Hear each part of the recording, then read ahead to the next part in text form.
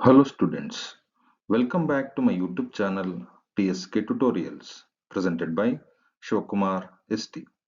Dear students, in today's class I am going to discuss with you the very important 2 marks questions from preparatory examination 3. Before going to that, it's my humble and routine request to all.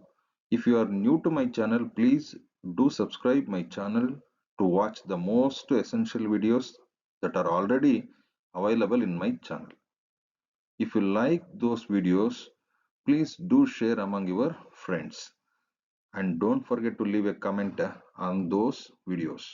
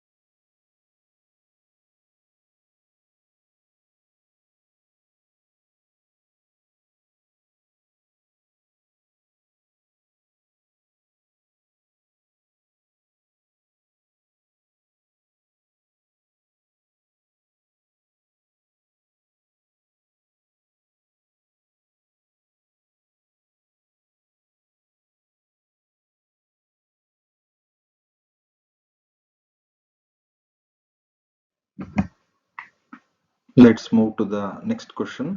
How did the 14th Amendment of the USA Constitution and Mahatma Phule influence on Dr. B.R. Ambedkar?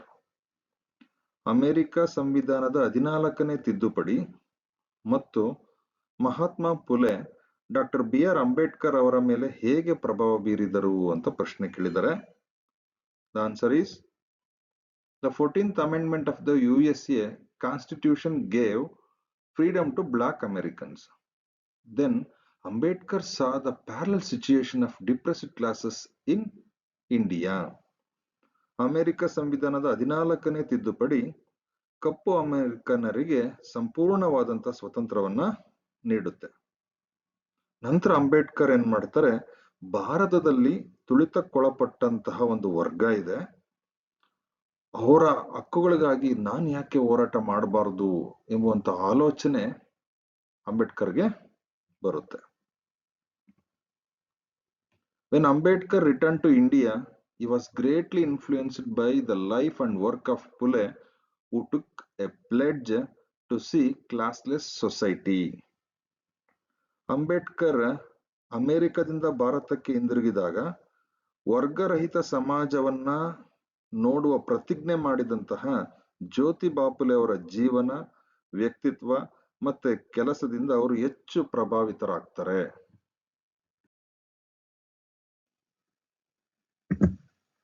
Let's see the next question. How do you say that Anant was a multi-talented boy? Ananth ಬಹುಮುಖ ಪ್ರತಿಭೆ ಉಳ್ಳಂತಹ ಹುಡುಗ ಅಂತ ನೀವು ಹೇಗೆ ಹೇಳ್ತೀರಾ ಅಂತ ಪ್ರಶ್ನೆ ಕೇಳಿದ್ದಾರೆ. ನಾನು ಈಗಾಗಲೇ ಸಾಕಷ್ಟು ಬಾರಿ ಹೇಳಿದ್ದೀನಿ, ಈ ಒಂದು ಪ್ರಶ್ನೆಯು ಸಾಕಷ್ಟು ಬಾರಿ ಪರೀಕ್ಷೆಯಲ್ಲಿ ಪುನರಾವರ್ತನೆ ಆಗಿದೆ. ಅದರಿಂದ ಪರೀಕ್ಷಾ ದೃಷ್ಟಿಯಿಂದ ಈ ಒಂದು ಪ್ರಶ್ನೆ ಅತ್ಯಂತ ಪ್ರಮುಖ ಅಂತ ನಾನು ಭಾವಿಸ್ತೀನಿ. The answer is yes, Anant was a multi talented boy. ಹೌದು, ಅನಂತ್ ಒಬ್ಬ ಪ್ರತಿಭಾನ್ವಿತ ಹುಡುಗ. He was the best table tennis player and the fastest runner. Ananth ಕೇವಲ ಒಬ್ಬ ಅತ್ಯುತ್ತಮ ಟೇಬಲ್ ಟೆನ್ನಿಸ್ಗಾರ ಆಟಗಾರನಷ್ಟೇ ಅಲ್ಲದೆ ಒಬ್ಬ ಅತ್ಯುತ್ತಮ ವೇಗದ ಓಟಗಾರನೂ ಸಹ ಆಗಿದ್ದ. He was composing his own tunes in Sithara. Ananth ಸಿತಾರದಲ್ಲಿ ತನ್ನದೇ ಆದ ರಾಗಗಳನ್ನ ರಚಿಸುತ್ತಿದ್ದ. ಸೊ ಈ ಎಲ್ಲ ಅಂಶಗಳ ಏನಂತ ಹೇಳುತ್ತೆ ಅಂತಂದ್ರೆ ಅನಂತ್ ಬಹುಮುಖ ಪ್ರತಿಭೆಯನ್ನ ಹೊಂದಿರುವಂತಹ ವಿದ್ಯಾರ್ಥಿ ಆಗಿದ್ದ ಅಂತ. Let's move to the next question. Scientists are the most practical people in the world. Justify ಅಂತ ಪ್ರಶ್ನೆ ಕೇಳಿದ್ದಾರೆ. ಅಂದ್ರೆ ವಿಜ್ಞಾನಿಗಳು ಪ್ರಪಂಚದ ಅತ್ಯಂತ ಪ್ರಾಯೋಗಿಕವಾಗಿ ಚಿಂತಿಸಿ ಬದುಕುವಂತಹ ಜನರು ಈ ಒಂದು ಹೇಳಿಕೆಯನ್ನ ಸಮರ್ಥಿಸಿ ಅಂತ ಕೇಳಿದ್ದಾರೆ. The answer is scientists work together to gift the world with new technologies, new brands from defense to entertainment, medicines, electronics, new modes of transportation and green revolution. ವಿಜ್ಞಾನಿಗಳು ಪ್ರಪಂಚದ ಅತ್ಯಂತ ಬುದ್ಧಿಜೀವಿಗಳಾಗಿದ್ದು ಅವರು ಪ್ರಾಯೋಗಿಕವಾಗಿ ಬದುಕುವಂತಹ ಜನರಾಗಿದ್ದು ಆ ವಿಜ್ಞಾನಿಗಳೆಲ್ಲ ಒಟ್ಟುಗೂಡಿ ಪ್ರಪಂಚಕ್ಕೆ ಹೊಸ ಹೊಸ ತಂತ್ರಜ್ಞಾನಗಳನ್ನ ಮತ್ತೆ ರಕ್ಷಣೆಯಿಂದ ಮನರಂಜನೆಯವರೆಗೆ ಹೊಸ ಹೊಸ ಬ್ರ್ಯಾಂಡ್ಗಳನ್ನ, ಔಷಧಿಗಳನ್ನ, ಎಲೆಕ್ಟ್ರಾನಿಕ್ಸ್ ವಸ್ತುಗಳನ್ನ ಮತ್ತೆ ಸಾರಿಗೆಯ ವಿವಿಧ ಹೊಸ ವಿಧಾನಗಳನ್ನ ಮತ್ತೆ ಹಸಿರು ಕ್ರಾಂತಿಯನ್ನ ಕೊಡುಗೆಯಾಗಿ ನೀಡ್ತಾರೆ. This proves that scientists are the most practical people in the world. So ಇದು ಏನನ್ನ ಸಾಬೀತುಪಡಿಸುತ್ತೆ ಅಂತಂದ್ರೆ ವಿಜ್ಞಾನಿಗಳು ಪ್ರಪಂಚದ ಅತ್ಯಂತ ಪ್ರಾಯೋಗಿಕವಾಗಿ ಬದುಕುವಂತಹ ಜನರು ಅಂತ ಸಾಬೀತುಪಡಿಸುತ್ತೆ.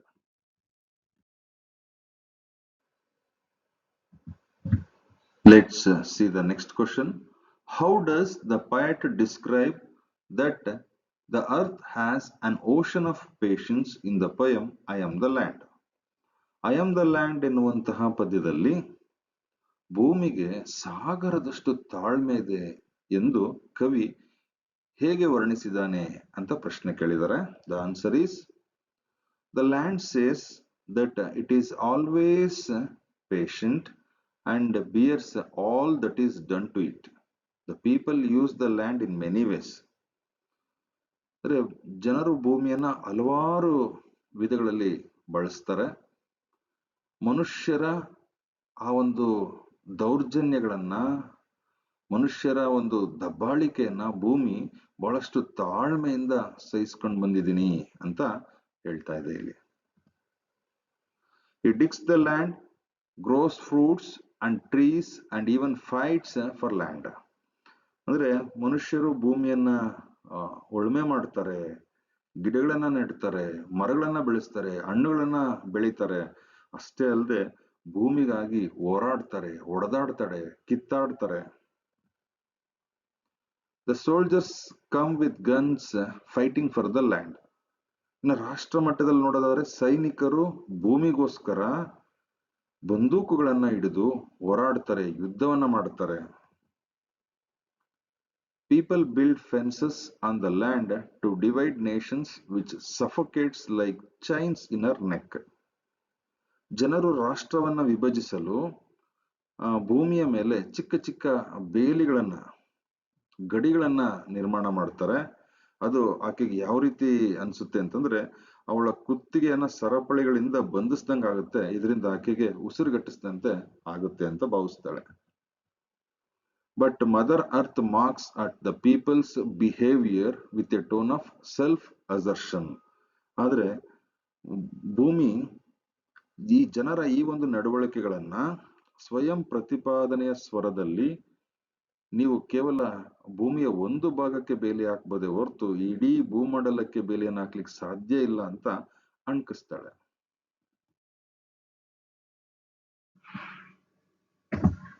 Let's move to the next question. The visit of Patil, the sub-inspector, was very helpful to Mohan's family. Explain. ಸಬ್-ಇನ್ಸ್ಪೆಕ್ಟರ್ Patil ಅವರ ಭೇಟಿಯು ಮೋಹನ್ ಅವರ ಕುಟುಂಬಕ್ಕೆ ತುಂಬಾ ಸಹಾಯಕವಾಯಿತು, ವಿವರಿಸಿ ಅಂತ ಪ್ರಶ್ನೆ ಕೇಳಿದ್ದಾರೆ. The answer is Patil, the sub-inspector, came to Mohan's house to give a warning about the raid. ಅಂದ್ರೆ ದಾಳಿಯ ಬಗ್ಗೆ ಎಚ್ಚರಿಕೆಯನ್ನು ನೀಡೋದಕ್ಕೆ ಸಬ್ ಇನ್ಸ್ಪೆಕ್ಟರ್ ಪಾಟೀಲ್ ರವರು ಮೋಹನ್ ಅವರ ಮನೆಗೆ ಬಂದರು. Mohan's mother believed him and allowed him to take away all those things. Mohan ಅವರ ತಾಯಿಯು ಪಾಟೀಲ್ ರವರನ್ನ ನಂಬಿ ಮನೆಯಲ್ಲಿದ್ದಂತ ಎಲ್ಲ ವಸ್ತುಗಳನ್ನ, ಸೈಕ್ಲೋಸ್ಟೈಲಿಂಗ್ ಮೆಷಿನ್ ಅನ್ನ ಒಳಗೊಂಡು ಎಲ್ಲ ವಸ್ತುಗಳನ್ನ ತೆಗೆದುಕೊಂಡು ಹೋಗಲು ಅವಕಾಶ ಮಾಡಿಕೊಡ್ತಾರೆ. ಈ ಇಂಡೈರೆಕ್ಟ್ಲಿ ಹೆಲ್ಪ್ಡ್ ಮೋಹನ್ಸ್ ಫ್ಯಾಮಿಲಿ, ಅವರು ಪರೋಕ್ಷವಾಗಿ ಮೋಹನ್ ಅವರ ಕುಟುಂಬಕ್ಕೆ ಸಹಾಯವನ್ನ ಮಾಡ್ತಾರೆ.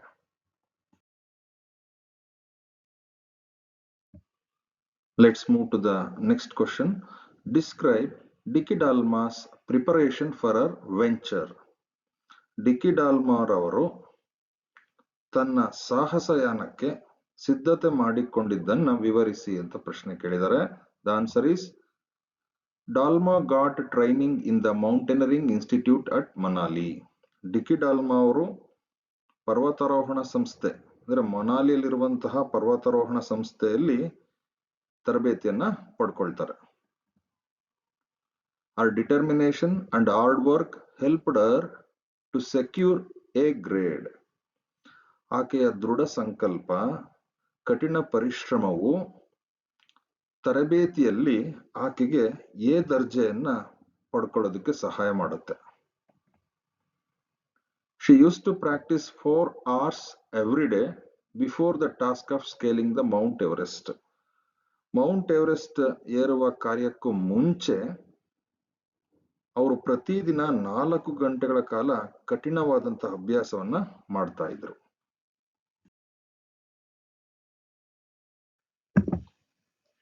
Let's move to the next question.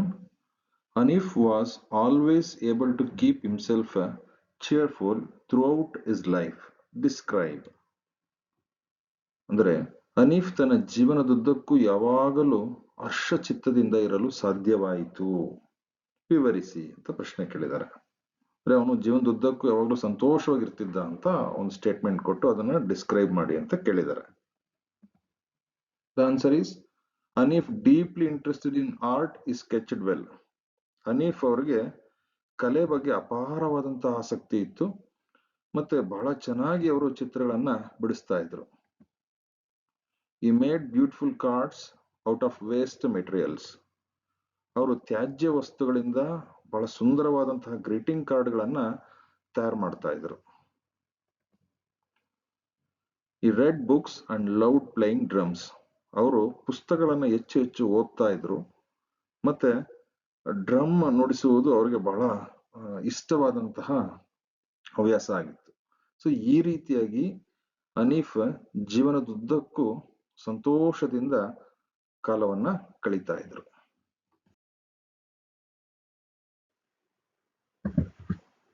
Let's see the last question. How did second monster make Vangia suffer?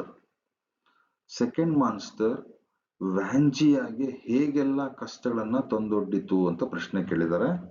The answer is The second monster blew through his beard and Vangia's bread bag flew into the air.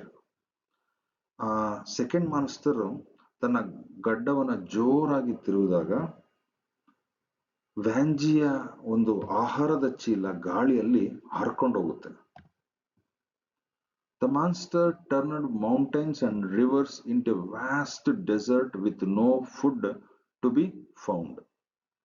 ಆ second monster ಆ ಒಂದು ಪರ್ವತಗಳು ನದಿಗಳು ಇಲ್ಲದೆ ಇರುವಂತಹ ಒಂದು ವಿಶಾಲವಾದಂತಹ ಮರುಭೂಮಿಯನ್ನಾಗಿ ಆ ಪ್ರದೇಶವನ್ನ ಪರಿವರ್ತನೆ ಮಾಡುತ್ತೆ. The monster made him to walk for miles without food. ಆ ದೈತ್ಯಾಕಾರದ ರಾಕ್ಷಸ ಆಹಾರವಿಲ್ಲದೆ ವ್ಯಾಂಜಿಯ ಬಹಳಷ್ಟು ಮೈಲಿಗಟ್ಟಲೆ ನಡೆಯುವಂತೆ ಮಾಡುತ್ತೆ. ಸೊ ಈ ರೀತಿಯಾಗಿ ಇಷ್ಟೆಲ್ಲ ಕಷ್ಟಗಳನ್ನ ಸೆಕೆಂಡ್ ಮಾನ್ಸ್ಟರ್ ವ್ಯಾಂಜಿಯಾಗೆ ತಂದೊಡ್ಡುತ್ತೆ.